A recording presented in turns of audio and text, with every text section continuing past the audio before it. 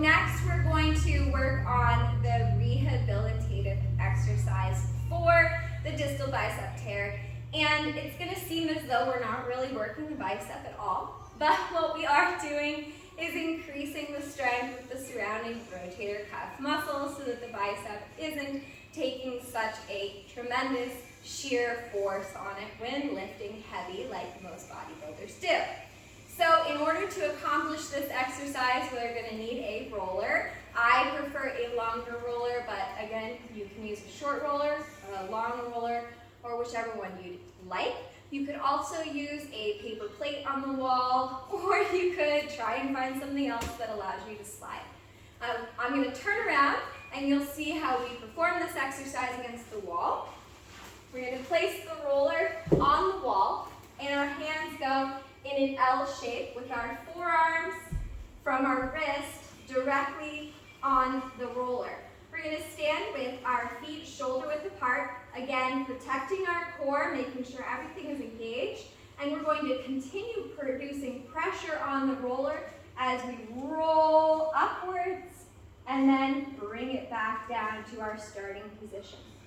You're going to feel the scapula working quite a bit, and this exercise works that serratus muscle so that we can have better movement through our arms.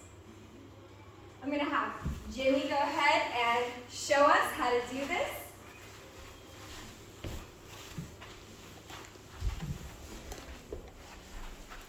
So as you see, Jimmy has his arms in an L shape.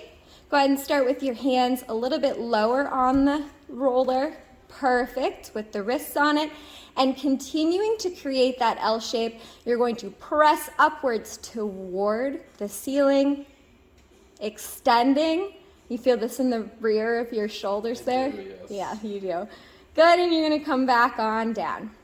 Since this is a rehab exercise, we are not using any resistance except for the body and gravity itself. If you'd like to increase the resistance on this exercise, you can always add a dumbbell to each hand, or we can take it to a floor position in which we're going to be on our knees, and I'm going to actually have Jimmy show you that right now as well. So Jimmy, go ahead and get yourself down to the knees, and the roller is going to be in just the same position. We're pretending the floor is now the wall, and you're going to create that same motion without the aid of balance on your feet.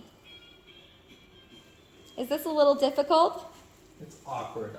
It is awkward, right? Because you're using that core strength to hold yourself in that quadruped position as we extend forward and back. Now you want to make sure that you're pressing your weight all the way down, so we're going to start pressed down like this, perfect, and keeping that roller on the forearms, extending forward. And as we can see, the scapula definitely are working in this. The biceps are extending without any undue pressure or load on them. So we're really getting a nice good stretch through it, as well as a contraction.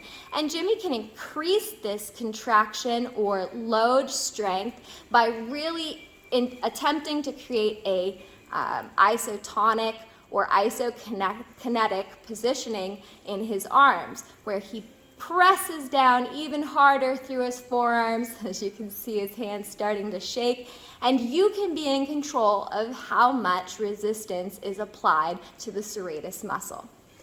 Thank you very much, Jimmy. You're welcome. So this exercise, as it is a rehab exercise, should be performed.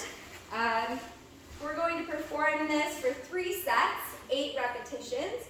Again, you can start on the wall, or you can move on to the floor. You can add resistance as needed, or even attach a resistance band while you're holding it so you can create resistance that way. And we're going to repeat that 3 times a week. Okay, so that's it for our rehabilitative and preventative exercises.